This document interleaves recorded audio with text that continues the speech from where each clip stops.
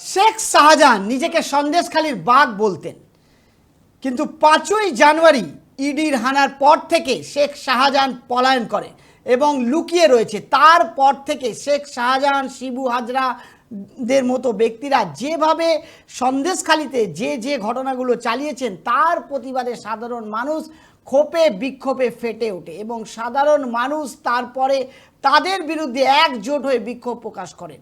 কিন্তু সরকার বলছেন যে এরা বহিরাগত, এরা বাইরে থেকে এসছেন, এসে সরকারকে বদনাম করার চেষ্টা করছেন, সরকারকে অপমান করার চেষ্টা করছেন। আদৌ এখানে কিছু ঘটনা ঘটেনি এমনটাই দাবি সরকার পক্ষের।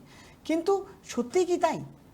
সত্যি কি এখানকার মহিলারা, এখানকার পুরুষরা শান্তিতে আছেন? আমরা সন্দেশখালী আজকে ঘুরে দেখলাম, কি বললেন ওখানকার মহিলাদের। তাদের আর্তনাদ শুনলে আপনারা বুঝতে পারবেন যে সেখানকার মহিলারা কেমন আছে। শুনুন, সেই ভিডিও আমার ডান দিকে আপনাদের দেখাচ্ছি, দেখুন। আপনাদের খুব কষ্টের মধ্যে দিয়ে জীবন যাচ্ছে। ছোট ছেলেটা টাকা পেত, টাকা আনতে যেতে ওকে তুলে আসার দিয়েছে, ওকে মারধর করেছে, সবাই দেখেছে। এখান থেকে দাঁড়িয়ে দাঁড়িয়ে দেখতো, কেউ একটু প্রতিবাদ করতো। দীর্ঘদিন ধরে আপনাদের এই কষ্টের মধ্যে দিয়ে কেউ হ্যাঁ, বলতো তোকে কে ঠেকাবে, তোকে ওই ছিপি, আমি কি নাম, ও বলতো ও কিন্তু তোকে ঠেকাবে। আমি বলে হ্যাঁ, একদিন আসবে। যারা কেটে রেখেছে, আমি রইলাম আঙুল তুলে কথা বলতাম, যারা কেটেছে মানে রুইয়ে রেখেছে তারা কাটতে আসবে, বেশি দিনের জন্য না। এই জমি 7.5 বিঘে জমিন, এই সব ঘর দরজা সব আমাদের জায়গা, একটা লিস্ট টাকা দেয় না। ছোট ছেলেটাকে খুব মারধর করেছে ওকে। তারপর বড় ছেলেটা 40 বছর বয়স ছেলেটা মারা গেল ওই পোল তৈরি করে।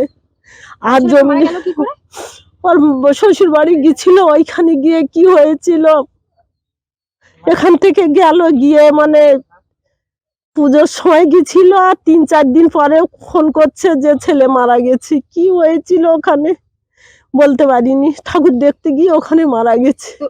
এই জমি জায়গা নিয়ে শিবু হাজরা এবং শেখ শাহজাহান এরা আপনাদের উপরে এরকম ভাবে যখন এবং দখল করে নিত। হ্যাঁ, এই সারে জায়গা তো ওই তো আমাদের জায়গার উপরে আমার। তারপরে আমি বলতাম, আমি বলে দেখো তোমার দেশ আর আমার বাবার দেশ, আমরা ভাই ভগ্নি, তা তুমি যেইরকম এই অত্যাচার করছো, কিন্তু বলে তুমি বেশি দিনের জন্য না, তুমি বেশি দিনের জন্য না। কতদিন ধরে হচ্ছে এটা আজকের আমাদের 4-5 বছর হচ্ছে, 4 বছর।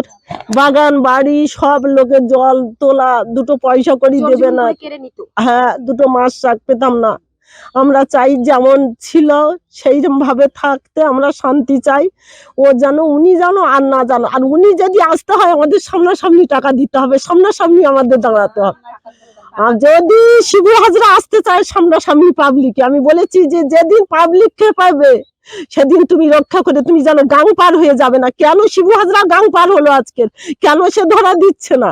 সে বাপকে বেটা হবে, সামনাসামনি বলবে। কেন সে আজ বিদেশ ছুটতেছে? কেন আমরা এইটা চাই। ওর যদি আসার প্রয়োজন হয় ও হাতে হাতে টাকা দেবে, ও আসতে হবে ওকে। ও কেন দেশ ছাড়া বিদেশ হচ্ছে কেন? আমরা এইটা চাই। মহিলাদের উপরে যে অত্যাচার, মহিলাদেরকে নিয়ে যেত, সেই প্রসঙ্গে কি বলবে? এ পর্যন্ত বলেছে যে তোর পদের পাছা তুকে, ওর মুখ কেন এত, এই হরে কৃষ্ণর মাকে তুলে নিয়ে এসে, আমার ছোট ছেলের নাম হরে কৃষ্ণ, এই হরে কৃষ্ণর মাকে তুলে নিয়ে ওকে দিয়ে আছাড় দিত, ওকে আছাড় দিত, ওর পদের পাছায় বাড়ি চালাতো। আমি বলেছি যে একদিন আসতে হবে, তা বেশি দিন না। আমি যা বলতাম সব তিলে তিলে খেতে গেছি, বলে একদিন তোমাকে আসতে হবে, কিন্তু সেদিন তুমি যেন চুরি করে যাবে না। শুনলেন তো গ্রামবাসীদের আর্তনাদ। আর তারপরেও শাসক দল বলছেন যে এখানে নাকি বিরোধীরা, বহিরাগতরা এসে এখানে অত্যাচার করছে, বহিরাগতরা এখানে সন্ত্রাস চালাচ্ছে। আজকে একটি প্রেস কনফারেন্স করে পুলিশ আধিকারিক কি বললেন সেটাও আপনাদের শোনাতে চাইবো, দেখুন ডান দিকে সেই ভিডিও। আমি আরেকবার বলতে চাই যে সন্দেশখালী এলাকায় এখন পিসফুল আছে এবং শান্তি বজায় আছে। কেউ যদি শান্তি ভঙ্গ করার চেষ্টা করে আমরা এর কড়া পদক্ষেপ নেব। আমি আরেকবার বলতে চাই যে সন্দেশখালী এলাকায় এখন পিসফুল আছে এবং শান্তি বজায় আছে। কেউ যদি শান্তি ভঙ্গ করার চেষ্টা করে আমরা এর কড়া পদক্ষেপ নেব। আমি আরেকবার বলতে চাই যে সন্দেশখালী এলাকায় এখন পিসফুল আছে এবং শান্তি বজায় আছে। কেউ যদি শান্তি ভঙ্গ করার চেষ্টা করে আমরা এর কড়া পদক্ষেপ নেব। শুনলেন তো কি বলছেন, যে কেউ যদি শান্তি ভঙ্গ করার চেষ্টা করে আমরা পদক্ষেপ নেব। এতদিন ধরে গ্রামবাসীরা যে অশান্তির মধ্যে রয়েছে তার পদক্ষেপ কেন নিলেন না তারা? কেন তারা চুপচাপ বসে রইলেন? আজকে যখন গ্রামবাসী তাদের বিরুদ্ধে প্রতিরোধ করছে, তাদের বিরুদ্ধে ক্ষোভ উপচে পড়ছে, তখন আপনারা 144 ধারা জারি করে তাদেরকে ছত্রভঙ্গ করে তাদের আন্দোলনকে, তাদের কথা মানুষের কাছে পৌঁছে যাতে না যায়, তারা যাতে মানুষের কাছে এসে তাদের কথা বলতে না পারে, আপনারা তার একটা প্রচেষ্টা তৈরি করে দিয়েছেন।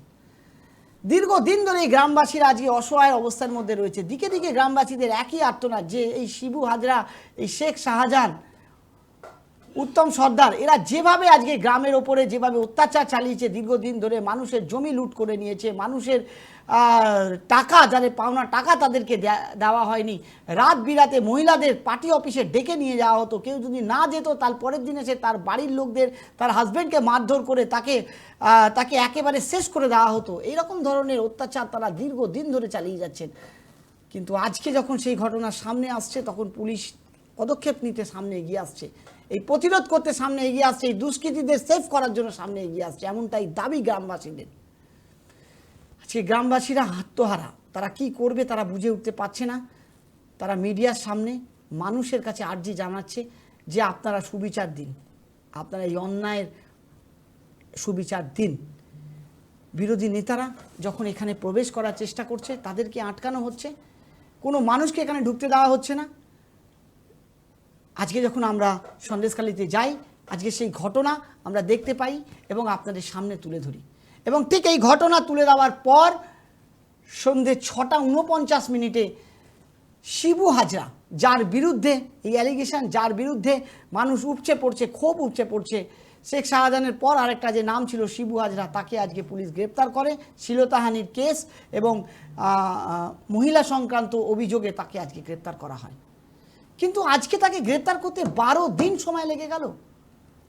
আর 12 দিনের মাথায় যখন আমরা মিডিয়া যখন সবর হয়ে যখন এই খবর যখন মানুষের কাছে পৌঁছে দিচ্ছি, তখন পুলিশ প্রশাসন নড়ে চড়ে বসছে, দেখছে যে পায়ের তলা থেকে মাটি সরে যাচ্ছে, তাই তৎপর হয়ে আধ ঘন্টার মধ্যে শিবু হাজরাকে গ্রেপ্তার করলো। কেন এতদিন আপনারা শিবু হাজরাকে গ্রেপ্তার করতে পারেননি? আপনারা হদিশ খুঁজে পাননি? কিন্তু আধ ঘন্টার মধ্যে যখন মিডিয়া তৎপর হলো, যখন মানুষের কথা, যখন এই মহিলাদের কথা, তাদের আত্মনাদ যখন আমরা তুলে ধরার চেষ্টা করলাম, তখনই আপনার তড়িঘড়ি করে আধ ঘন্টার মধ্যে শিবু হাজরাকে খুঁজে বার করে আপনারা লক আপ করলেন এবং মানুষকে দেখাতে চাইছেন যে আমরা সাধারণ মানুষের পাশে রয়েছি, আমরা দুষ্কৃতীদের আমরা শাস্তি দিচ্ছি। কিন্তু যখনই মামলা ঠান্ডা হয়ে যাবে আবার আপনি এদেরকে ছেড়ে দেবেন, আবার এসে এই গ্রামবাসীর উপরে তাণ্ডব করবে এবং তাদের উপরে বলার কোনো লোক থাকবে না। এমনটাই ঘটে চলেছে দীর্ঘদিন ধরে গ্রামবাসীদের। আজকে তাদের দাবি এবং তারা আজকে আর্জি জানাচ্ছে যে এই ধরনের ব্যক্তিরা যেন আর না ফেরে, আমরা সবুজ বাংলাকে আবার ফেরত পেতে চাই। কি বলবেন আজকের প্রতিবেদন থেকে দর্শক? অবশ্যই আমাদের কমেন্ট করে জানাবেন আর দেখতে থাকবেন 24 আওয়ার্স টিভি। নমস্কার।